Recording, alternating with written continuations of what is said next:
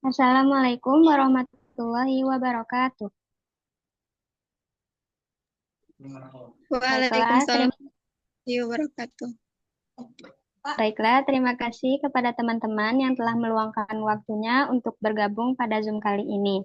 Perkenalkan, saya Zamadia Fitri dengan NIM 2402644 sebagai moderator dan rekan saya.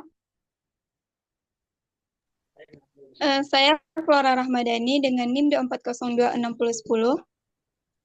Saya Prilia Daniati dengan NIM 2402604. Baiklah, langsung saja dipersilakan kepada pemateri pertama. Baik, bab pertama latar belakang. A. Profil usaha. Pisang Kapi adalah usaha kuliner yang berfokus pada produksi dan penjualan cemilan tradisional khas Bukit Tinggi, Sumatera Barat. B. Alasan pembentukan usaha. Yang pertama adalah peluang pasar yang menjanjikan, yang kedua melestarikan kuliner tradisional lokal, dan yang ketiga adalah inovasi dan diverifikasi produk.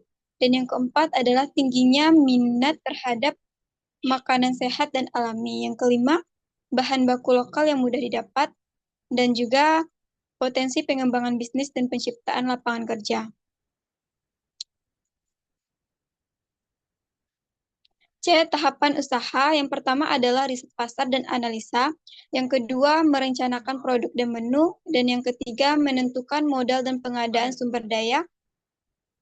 Dan yang keempat adalah produksi dan pengemasan. Dan yang kelima adalah legalitas dan perizinan.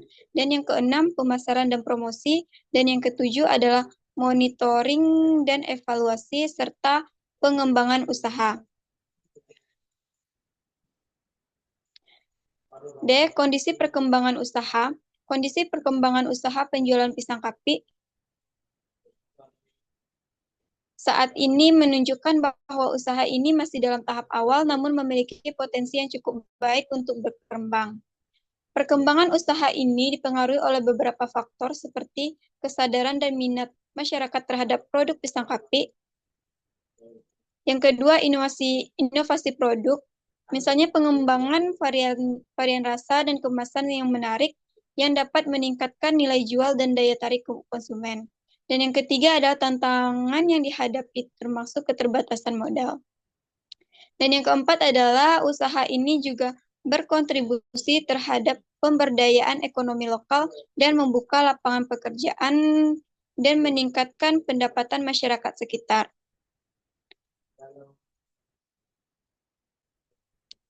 Struktur organisasi usaha. Yang pertama adalah pemilik atau manajer, yaitu orang yang bertanggung jawab atas perencanaan, strategi, pengambilan keputusan utama, pengelolaan keuangan, serta menjalin hubungan dengan pihak luar. Dua, bagian produksi, yaitu orang yang mengelola proses produksi pisang kapik, mulai dari pengadaan bahan baku, pengolahan, hingga pengemasan produk. Yang ketiga, bagian pemasaran dan penjualan, yaitu bertugas mempromosikan produk, mengelola penjualan baik secara langsung maupun tidak langsung.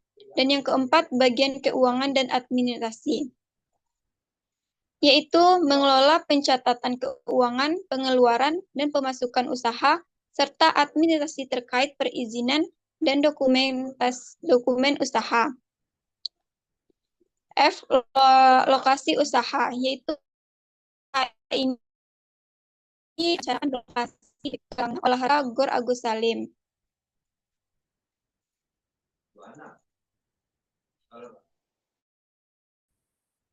Baik, materi selanjutnya saya serahkan kepada moderator. Baiklah, terima kasih kepada pemateri pertama. Selanjutnya dipersilakan kepada pemateri kedua. Baik, saya akan menjelaskan bab 2 yaitu deskripsi usaha. A. Kategori usaha. Usaha penjualan pisang kapi termasuk dalam kategori usaha mikro dan kecil di bidang makanan ringan tradisional khas daerah. Produk ini merupakan olahan berbahan dasar pisang kapok yang diolah secara unik dan memiliki nilai jual tinggi di pasar lokal maupun wisatawan. B. Tujuan mulia. Yang pertama, meningkatkan nilai jual dan pemanfaatan pisang kapok sebagai bahan baku olahan yang bernilai ekonomi tinggi. Yang kedua, memberdayakan petani pisang dan masyarakat lokal melalui penciptaan peluang usaha dan lapangan kerja. Yang ketiga, melestarikan dan mengenalkan kuliner tradisional khas daerah kepada masyarakat luas dan wisatawan. Yang keempat, melatih jiwa kewirausahaan dan memberikan alternatif sumber penghasilan bagi pelaku usaha mikro. Dan yang kelima, meningkatkan kesejahteraan keluarga pelaku usaha melalui pendapatan tambahan yang berkelanjutan. Yang C, konsumen potensial. 1. Masyarakat lokal yang mencari cemilan tradisional dan sehat. 2. Pelajar dan mahasiswa yang membutuhkan makanan ringan, praktis, dan terjangkau. 3. Karyawan perkantoran dan pekerja yang ingin menikmati jajanan khas sebagai tempat teman istirahat. Yang keempat, wisatawan domestik maupun mancanegara. D. Produk atau jasa. Produk utama adalah pisang kapi, yaitu pisang kepok yang dibakar utuh di atas bara arang batok kelapa, kemudian dijepit hingga pipi dan taburan unti kelapa parut manis dengan gula merah sebagai pelengkap. Sumber daya. Sumber daya yang dimiliki adalah masing-masing anggota tim usaha pisang kapi memiliki keahlian yang dapat menunjang kegiatan usaha ini. Sumber daya anggota tersebut sebagai berikut. 1. Flora Ramadhani merencanakan strategi, mengambil keputusan utama, mengelola keuangan, serta menjalin hubungan dengan pihak luar, dan juga memastikan dan mengkoordinasikan semua kegiatan produksi dan pemasaran pisang kapi. Yang kedua, Prilia Daniati memiliki keahlian dalam produksi pisang kapi, mulai dari pengadaan bahan baku, pengelolaan, hingga pengemasan.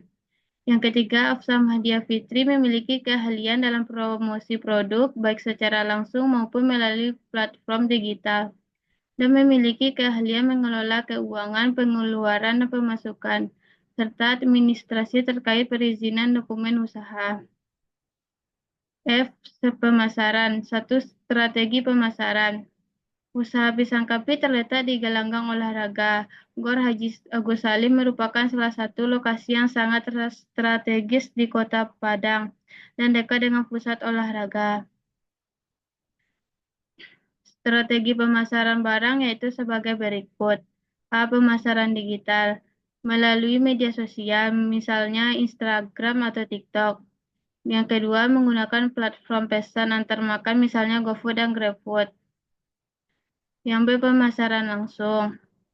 G. Keuangan. 1. Modal awal. Modal awal yang dibutuhkan meliputi pembelian bahan baku pisang kepo sebanyak 500.000, peralatan produksi seperti alat membakar dan pengemas sebanyak 2 juta, biaya operasional awal sebanyak 5 juta, serta dana untuk promosi dan pemasaran sebanyak 1 juta.